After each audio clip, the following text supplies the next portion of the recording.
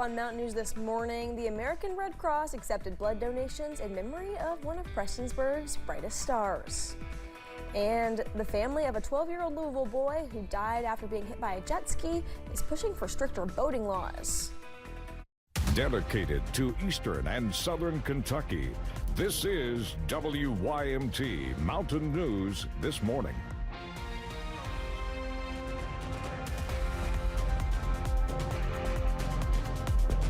Good Friday morning to you. The time is now 6 a.m. and today's date is September 19th. Let's check in with meteorologist Megan Desmel for a look at your forecast this morning. Megan, we have made it to Friday. I know. Here we go, and we've really stayed dry and hot all week long. Yeah, dry and hot is the exact forecast that I'm just going to repeat for you one more time. Unfortunately, not going to see much of a change in that forecast. There's a little bit of an addition, which we have seen most mornings, and that is the fog. So here's a look at that current visibility across eastern Kentucky. No surprise here as you travel more towards that Kentucky-Tennessee border. That's when we'll have the densest fog across eastern Kentucky, but no rain chances are in the forecast once again for your Friday. Currently, though, in terms of temperatures, a little bit chillier than what we saw yesterday, mainly the mid to upper 50s with some folks hovering in the 60s. And this afternoon, we'll look at a mixture of the upper 80s and low 90s. So if you're heading off to the Black Gold Festival today, here's what you need to know. We'll warm up, hitting a high as we're heading into about that 4 o'clock time frame. Sunny skies will take us throughout the festival, so make sure you wear sunscreen if you head off to downtown Hazard. Caroline. All right, Megan, thank you. We are learning more about a shooting that killed 3 officers in York County, Pennsylvania. The suspect in the shooting has been identified as 24-year-old Matthew James Ruth. The York County District Attorney identified the victims as Mark Baker, Cody Becker, and Isaiah Emsenheiser.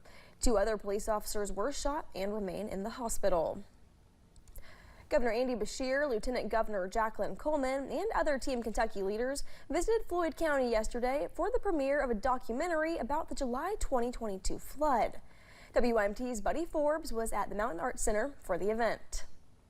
A Prestonsburg premiere brought folks from all around to celebrate a region rising. Where we get to show the world what Kentucky is about, and it's about helping each other, not giving up on each other. Team Kentucky hosted a showing of its film focused on the faith and fight on display during the flood of 2022. Ladies and gentlemen, rising. Action. The world saw the worst of Mother Nature, but they saw the best of Team Kentucky.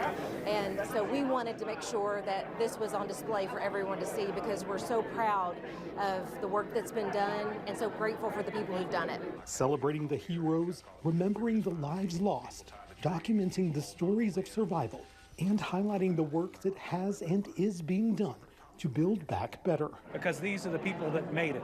These are the people that lived it. These were the heroes that helped us in those moments, and they're the people that have showed up every single day to help make sure we're providing people a better future. But officials say it was more than a look at the devastation and development, ending the film with a roundtable discussion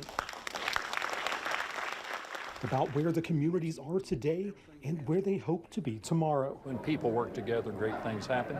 While we make great progress, we still have a lot of work to do, but we're going to make it happen. Saying the region is resilient, ready, relevant, and rising. What do you hope when the world sees this that they take from it? We'll start with you, Mayor. That the Appalachian people are the strongest in the world. In Floyd County, Buddy Forbes, WYMT Mountain News.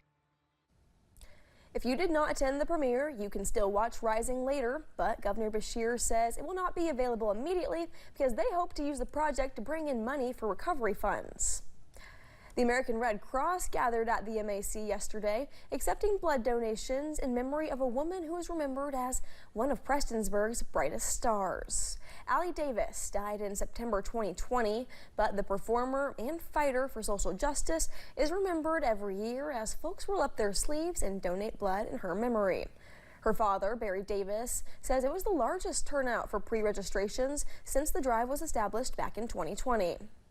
Just signifies everything Allie was about helping people, about stepping up when people need you at the worst times. And we're just very proud everybody showed up again and supports this and supports it in Allie's name. Davis says blood transfusion saved Allie's life when she was born, so they gave his family the 21 short years with Allie, and he hopes those donations can help another family get more time. Lawmakers recently discussed ways to improve safety on Kentucky roads. State Representative Candy Massaroni of Bardstown shared a legislative proposal designed to improve roadway visibility. The measure would require highway pavement markings to be checked 6 months after the project is completed. If the markings fail to meet the state standard, the Transportation Cabinet would be required to restripe the lines. Kentucky lawmaker Steve Doan is pushing to remove ultra-processed foods from school cafeterias across the Commonwealth. It's all part of the legislature's Make America Healthy Again task force. It would make changes to the food available in cafeterias, vending machines, school stores, and canteens. During a Make America Healthy Again task force meeting, Representative Doan described how defining what ultra-processed means is actually more difficult than you'd think. You know, a lot of people might think you're talking about hot dogs or you're talking about something like that.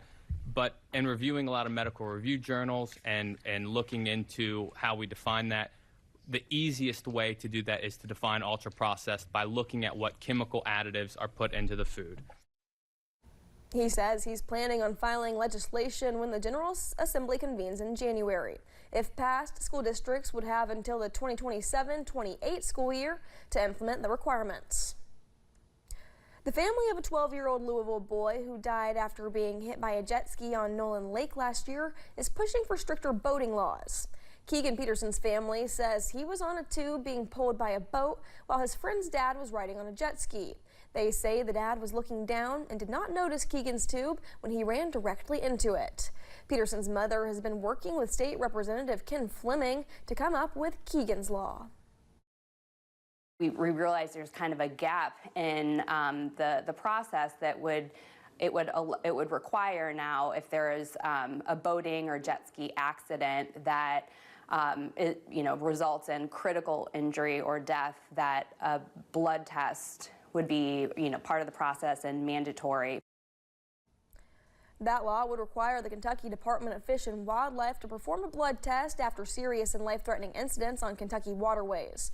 The State Judiciary Committee was expected to hear about that bill yesterday in Frankfort. The director of Paintsville Johnson County Emergency Management has died.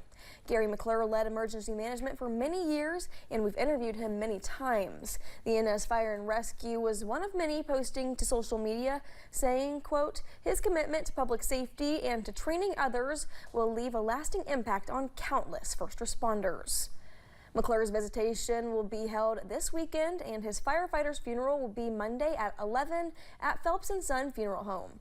Gary McClure was 73.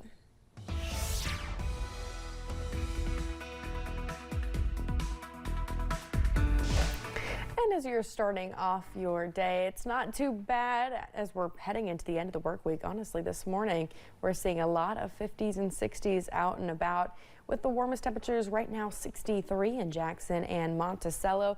A little bit cooler as you travel towards Clintwood, 50 degrees. This afternoon, though, we'll be seeing the hottest temperatures of the week, upper 80s and low 90s. So it's going to be a hot day, especially with those sunny skies in the forecast that start this morning and will just continue up until tonight when the clouds start to return to eastern Kentucky. Here's a look at that day planner for you, though. Nice and clear skies all the way through the remainder of your Friday. Caroline.